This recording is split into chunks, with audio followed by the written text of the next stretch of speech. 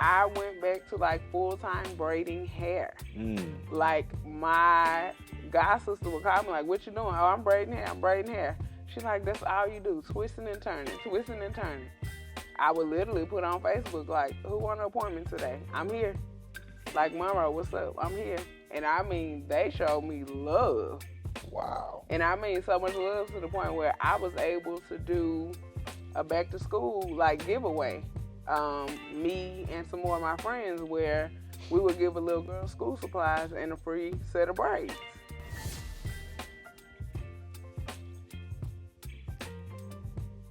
All right, folks, we're back. Roosevelt May with my cousin, Brittany Lewis. And, last episode, we talked about Monroe. I know in previous episodes, there's been some talk about Monroe. And with us being from Monroe, we can say we won't say, I'm sorry, just the way that is. But we talked about a little bit in this last episode about Monroe being a pretty tough environment to actually live in, to be brought up in, to bring up children, and I thank God for Monroe, but I also thank God that I live in the place I live now because there's so many other resources, especially as it relates to some of the things that Brittany and challenges that Brittany's has endured, I should say, over her life. And with that being said, we're gonna jump right back in. Brittany, um, we talked about Monroe, and I know some of the folks got mad at us, but That's fine. Monroe being a good place to be from. That's what I say all the time. I live, I mean, living in Dallas Fort Worth. Monroe's a very, very tough environment. I think my mom passed away in 2007 from lung cancer, and I think that if she lived anywhere else, she would have a better chance of survival. Uh, but let's talk about when you moved back to Monroe, you felt like it was just a flat out failure. Because I know for me, leaving Monroe when I was 21 years old, and I said I'm never gonna go back. yeah. Thank God, Yeah. I went back to visit family and friends, but I never had to go back to live. Yeah. But you said going back to Monroe after the heart situation and Mhm. everything that you've been through, you felt like a failure. Mhm. Um, I mean, I just felt like a failure. At this point, it's like, okay, girl, you back at square one. Hmm. Cause you back in Monroe again. You don't have the income. Um, you have your son. So at this time, Byron is actually in junior high and living with his father. Okay. And I'm just kind of flying back and forth to his football games, California to Monroe, California to Monroe. So when I get back to Monroe, of course Byron is excited, but that's another one of those things where I don't ever tell my child like the struggles, because at this time he's maybe 11 or 12. Sure. So even if you were to go back and ask him about this time, oh, it was just fun times to him. We just eating crab legs. He not even knowing the crab legs is off one of my friend's food stamp cards. you Wow. know, Right. like so. This is after you went back Oh yeah, to I Monroe? went from the projects to the palace back to the projects. Wow. Well, Okay. mentally projects. I Right. was in my mama's house. My Right. mama's house is not the projects, Right. Sure. obviously. But yeah, I went back to utilizing food stamps. I even went back, and don't get me wrong, like I said, Monroe can be mad, but Monroe shows me love. Mm-hmm. I went back to braiding hair for income. Mm. People thought I was just doing it to be doing it. I went back to like full time braiding hair. Mm. Like my god sister would call me like, "What you doing?" "Oh, I'm braiding hair. I'm braiding hair." She's like, "That's all you do, twisting and turning, twisting and turning." I would literally put on Facebook like, "Who want an appointment today? I'm here." Like, "Monroe, what's up? I'm here." And I mean, they showed me love. Wow. And I mean so much love to the point where I was able to do a back to school like giveaway. Me and some more of my friends where we would give a little girl school supplies and a free set of braids. Like that's how much love they showed me. Like that was my income. Wow. And it took me back mentally. Like I had no problem doing it, But mentally, it took me back to the project era of my life because when I lived in the projects in nursing school, Right. I braided hair for income. Okay. So for me, people saw like, oh, Brittany back in town. They're not knowing like, hey, baby, Brittany back here. Ain't no more California. Brittany don't even know what she about to do. She living in her mama house. She not visiting. Right. She's here. Mm. And she ain't got no Louisiana nursing license. Mm. So Brittany back in what she would call the projects of her life. Mm. And that is another reason I can say I can be content in whatever state because I survived that. Mm. Yeah, I was depressed. Yeah, I was kind of drawn back. But in the same sense, it was just kind of like, again, God, what we doing? Mm. You want me to just braid hair? What? Mm-hmm. And then even when we did like the giveaway, I'm like, okay, so you want me to give back to community again? All right. So we done with community, right? Okay, school about to start. I'm here with my son. We having fun. Byron had just come out of a knee surgery. Right. And so he was like just healing from that knee surgery. Okay. And during that time, he expressed to me, he played basketball. He's like, Mom, I want to play football. Mm-hmm. And so I'm like, okay, Byron, that's cool. So, and, I want to lose weight, Mom. I want to do this. I want to do that. So that was a beautiful thing because it allowed like bonding time for me and him. So like my everyday was like straight up me and Byron. Like I could be a present mother again. Mm. That was the upside. But the downside is Byron didn't like even know when he's sending a text from school like, hey, can we eat crab legs today? I'm like hitting on one of my friends tomorrow like, hey sis, when you get your food stamps? Wow. Cause I need to go to the store with you. Wow. It was just, it was just one of those things I had to go through. Wow. And it's just like a life lesson. Again, one of those things that hit different because, of course, I used to always hear older people say, just as quick as God gave it to you, he'll take it from you. Mm. Not saying God took that from me, but it just gives me more perspective on that. So when I hear that, like, you could literally be at the time in the peak of your life one day, and the next day back to nothing. Wow. So you might want to stay, like, humble during the process. Yes. Because when I went to work that night, nobody could have told me, like, you're not going to finish your shift. Mm-hmm. You're going to have a heart attack. Mm-hmm. This heart attack, you're going to lose some income. You're going to get scared to death. And you're going back to the mental shaping of the project. Mm-hmm. Nobody could have told me that. I would not have believed it. Mm. Like me, not me, no. I'm in my bag, and I'm going to get my bag. Mm. I take 8 vacations a year. Right. I'm not going back home. Why? You obviously, I'm quite a bit older than you are, and I can't imagine going through what you've seen at this point in your life, and there's more to be told. I can't imagine how does a person, accept by the grace of God, move through these obstacles to victory? How does a person, even today, smile and give and love and understand and hear and the openness, the kindness? How does a person, based on what you've seen and what you've been through up to this point, continue to shine and be a light for people that can't be a light for themselves? Firstly, I would say that I'm not selfish. I've never really been a selfish person. And to me, like, even in answering questions, I'm always like a two-way street. Like, you're going to take this road or you're going to take that one. So I could ball up, be bitter. God, you allowed this to happen to me. Why would you take my life as I know it from me? But what would I gain? What would I get from that? Right. I would not get any further. I would be stuck there, just building anger on top of anger, and then look up, it's 2 years later, and I'm still in that spot, just angry. Wow. So for me, I'm just like, okay, you can go through whatever you need to go through, Brittany, but you got to get up and you got to keep going because your son is looking at you. I can't like walk around here and tell my son, like, whenever you go through something, go find a scripture first and write that scripture. Right. And then after you write that scripture, I want you to write 10 affirmations for that.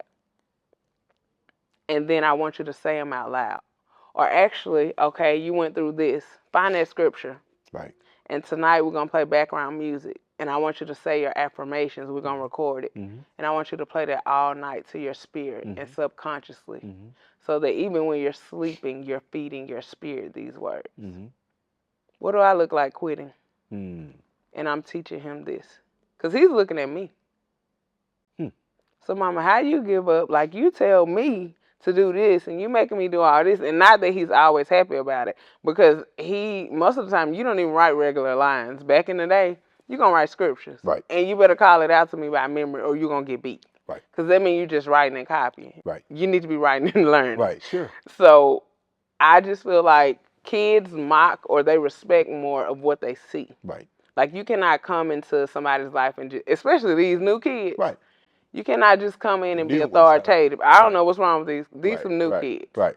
You can't just come in and be authoritative. They want to know, like, why are you telling me to do this? What is the benefit to me? Why are you teaching me this? Even if I just say, hey, you need to write this scripture, and I don't tell him, like, hey, I'm setting you up for the 35-year-old spiritual Byron.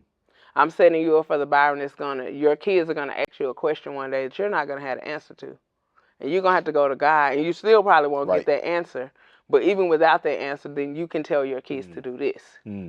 Because kids want to know, like, why? What is the method to the madness? Absolutely. And so if I just give up and I fold, what does that look like? Right. So for me, it's like, okay, keep going. Bitter is not going to serve you. Byron looking at you. Keep moving, homegirl. Wow. You know, obviously, in my mind, it's clear as the Mississippi River to me. Mississippi River ain't clear. That I was just about to say. Now I was gonna let you finish, but it's not clear. But it's clear to me that God was setting you up for something. At this point in your life, what is that something? What was He setting you up for? So we could just take this back in several components. At the time in California, I'm like screaming, crying. I don't want to leave. I don't want to go, right? I don't want to go back to Monroe. As I look back, Monroe, I had to be physically in Monroe. Right. Because this would set my son up for the rest of his high school and football. I like to call it a career now. Absolutely. Yes, he's just a sophomore, but I call it a career. Like, he puts a lot of work into it. Right. After his leg injury, he said he wanted to play football. Started working out, started conditioning. At this time, his dad is the head football coach at the high school. Right. So the plan is to go to that high school in Monroe. And which high school was that? Carroll High School. Okay. Now you're going to get me beat up by the alumni. What's wrong? I ain't going to be able to go back home. No, y'all be all right. Hey, Richwood for life. Okay. I'll be all right. Hang on there. Yeah, so his dad was the head coach at Carroll. And like I said, he just wasn't really into football yet. And he had all of these feelings.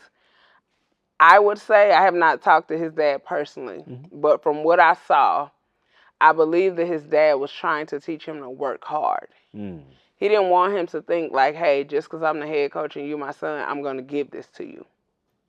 And so Byron came home to me a lot, kind of like, you know, Mama, what can I do? Or the practice is this and that. And as a parent, I saw that there was no equal divide between dad and coach. And I could see my son starting to resent. And so I did go by his dad's house one day, and we had a talk outside, and we kind of talked through a few things that we could do to kind of level the playing field. So during this time, we're in Monroe. I have a friend from California, Cicely. Her son, Domo, I call him my nephew. Okay. I'm going to give him a shout out. Okay. He plays at TCU right now. He just like broke a record, the youngest sack on the defensive side at TCU. There we go. There we go. Number 52. Okay. So they came down here for a camp Okay. in Dallas. Okay. And she calls me. She's like, hey, sis, where are you? We're going to a camp in Dallas. And this is right after Byron's leg injuries. So I'm like, hey, all right. She was like, yeah, just come on down because I told all the coaches about Byron. Right. Meet us there. So I'm like, okay, sis, like, we coming. We'll be there. Byron goes to this camp, and and Byron will probably beat me up about this later. He was trash. He just getting his legs back. No skill, getting beat every play. But I have to say, I admire him because he did not quit. Even as a parent, I went and I was like, Byron, hey, look, you just got your legs back. These kids running all over you. We can go if you want to go. Wow. He was like, no, mama, I'm staying right here because I got to get it. Right. So I said, all right. So then there was going to be another camp that we were going to go to in Houston the following day. We went to Houston. We're in the shoe store at this time, like trying to find a size 17 cleat. Wow. And this is how I know this is by God's design. We're just talking about a cleat. Two men overhear us. And I don't even know, one of us said Byron's age. And so they're like, he's 14. And of course me, like Mama Bear, because Byron gets this all the time. I come back around the corner of the shoe store looking like, what's going on? Right. And they're like, he's 14. He can do this. He can do that. We get that all the time. Right. So the two gentlemen were like Coach Corey and Stefan. And so they just started talking about it. Like, do you realize what this is? I could take a picture of him now, put him on his Twitter. They help him set up a Twitter account, all these things, right? So now he's going to go to this camp in Florida. They're like, hey, come to this camp in Florida.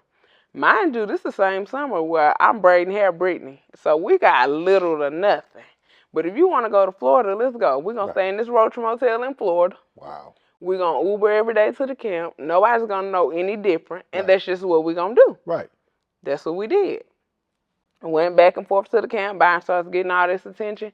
As we're leaving the camp, his now O-line trainer just kind of said, hey, come here. What's your name? And start talking to us. And I'm just kind of looking like, okay, what's up? Not knowing that man will be the key component to Byron that he is now. Wow. So, just to run it back before I keep going. Right. Had I not left California to come to Monroe, right, I couldn't get the call from Sicily to go to the camp. Yes. Couldn't go to the camp to go to the shoe store. Yes. To see the men that we were going to see. Right. To get Byron from Monroe. Right. To the World Camp in Florida. Right. Leave the camp in Florida. Couldn't have met his O-line trainer that would live in Dallas where we live now. Wow. Byron just left the Under Armour camp. Wow. So all of this that I was fighting and I was resisting and I was like crying about, like, God, I don't want to. This would be the beginning of a change for my son. Right. We left that camp and I asked Byron, like, we're still talking about he's going to go play for his dad. But now it's a different look. Right. Because we're getting like 30, 40 calls a day, like high schools. And of course, they can't offer anything. So they're just like, hey, come visit our school. I heard you're going to stop travel nursing. You told your son, whenever y'all get ready to settle, you're going to move or whatever the case. So I'm like, Byron, this is, getting out of hands. Whatever you want to do, like, we can do. We can go visit these schools, but we don't have to commit to anybody. Let's just go see what's up. And that's what we did all summer. Had I been still working in California, I wouldn't have had that time to commit to my son to visit all of these high schools. Yep. It also was an opportunity for me to check out his decision making. Sure. Because I'm like, okay, Byron, we're going to visit all these schools. And, everybody going to talk good because you passed the eye test. Absolutely. Y'all hadn't even seen him hit anybody. Right. You just passed the eye test. Right. And if y'all go back and look at his film from these camps, y'all be like, oh, never mind. Keep him where he at. Right. Wow. So they're asking us all of this stuff. And I said, we actually came back to Dallas and we stayed with my cousins, Joe and Christy. Okay. And Christy is just a lot more calmer than I am. Byron opens up to Christy. He talks to Christy. And so I told him, I said, Byron, you're going to have to make the decision. Mm. My cousin Joe is a coach as well. He went, to a few schools with us. Sure. Um, so I just said, like, the decision is on you. And I said, you need to get it down to your top 3 schools, and you need to decide, and you need to let us know. I said, and Carol can be in that number. I don't have a problem with that. If you want to stay home, we can stay home. I said, but I also want you to consider that God doesn't open these kind of doors for nothing. Right. Yes. So I want you to think about that.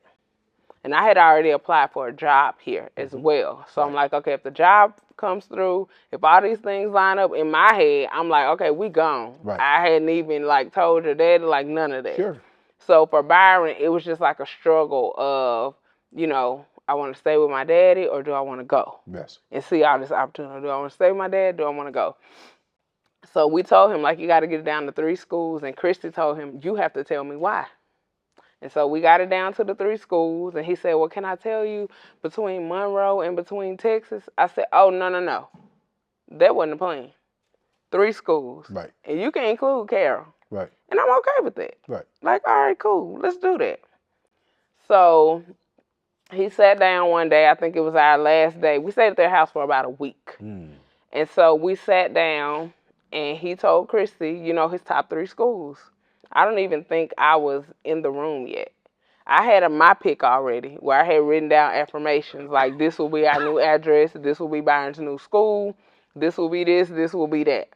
And so he went in the living room, and he told Christy his top 3 schools. And I entered the living room like afterwards, and I was like, hey, buddy, sit down, talk to me like a man. What you came up with? Talk to me. And he was just like twiddling his. I was like, no, put your hands in your lap, sit up, and tell me what you came up with. And so he was like, well, kind of looking around at my cousin. And Joe was like, look at your mama. Like, you're going to have to talk to people. Yep. You're going to be in front of a lot of people. So you need to sit up like a man, and you need to talk to your mama. So he told me all his options. And then he told me his top school. He didn't know I had questions behind that. Sure. So I said, what's your top school? He told it to me. I said, tell me why. He said, well, mama, we went to like 30 schools between Florida, Texas, Georgia.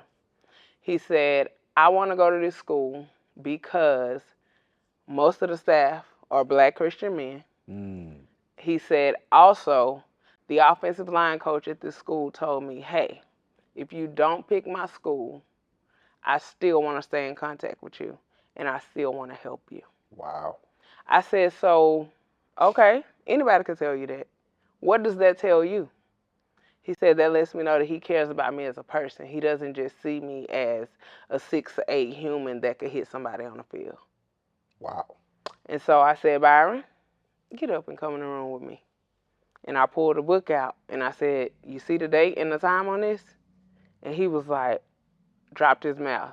And I said, the school you chose is the same school I had already chose for you. I said, I didn't talk to the coach. I said, but I just like the plan that they have for you. Like, they straight up told me, like, I'm sure, other people have offered you things, and although illegal, they're not lying. Sure. We could be sitting in houses, cars, whatever we wanted right now. Right. Literally off of the eye test. Right. The coach straight up, like, that's not how we operate here.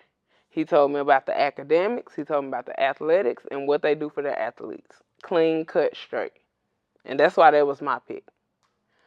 So then we get back to Monroe. Right. Monroe gonna shut you back down. So he's like, Mama, I know I picked that school, but I kind of want to go with my dad and this and that and this and that. So then the coaches are calling us, and they're like, hey, we really, whatever. Right. I'm like, okay. So Byron, you got a decision to make. I said, if I get this job, it's in the bag for me. Mm. But he was like, well, I don't want to leave my daddy. I'm like, all right, if I get the job, whether you want to leave your daddy or not, I'm out. Right. I'm going to Dallas, buddy. Sure. And so I ended up getting a job, and he went home. I was like, hey, let's just tell your dad together. And as a parent, that was like the hardest thing I had to do. Wow. Because he didn't have a perfect father by any means. Sure. But just to see him and his dad, and that we're going to pull them apart, and right. The hugs, the love, the tears. Right. Like, I literally had to pull apart and go to my friends, and I'm like, am I doing the wrong thing? Like literally. Am I doing the wrong thing? So now we like school about to start. So then we come to Dallas. We stay in a hotel the first week of Right. fall camp while they working out. They working out like 2 times a day. We getting enrolled in school, me and Byron in the hotel. And I'm like, God, look, I know you told us to make this move. So I'm gonna need you to make a move for me. Mm. Remember, I don't work.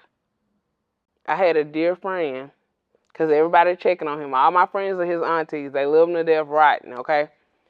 So she called and she was like, Byron, what's going on? You know, whatever the case may be. And he just casually spoke, like, yeah, I want to go to this school, but my mama says she doesn't think it's a smart idea if we don't have at least 6 months, in expenses. Right.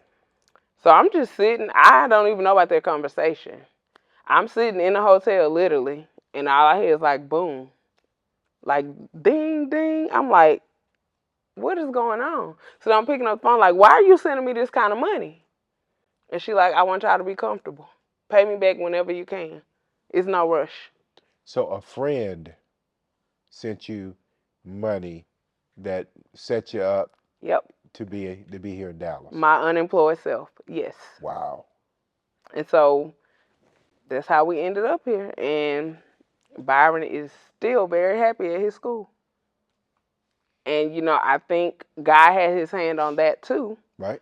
Because the school that he was going to stay at with his dad is no longer at that school. Right.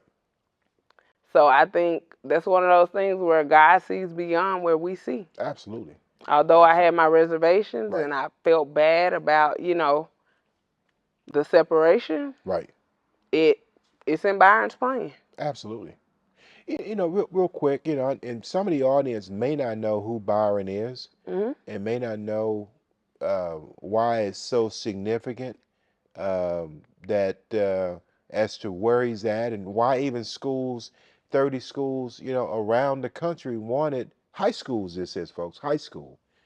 30 high schools wanted to even talk to, at that point, a freshman, right? He was Uh, 14. and talk about that just for 1 minute, Hmm. so they'll know the significance of this in Byron and why all these football programs wanted him. I think then the significance was they just saw the size. Right. Um, so they just see this kid that's 13, about to turn 14. Right.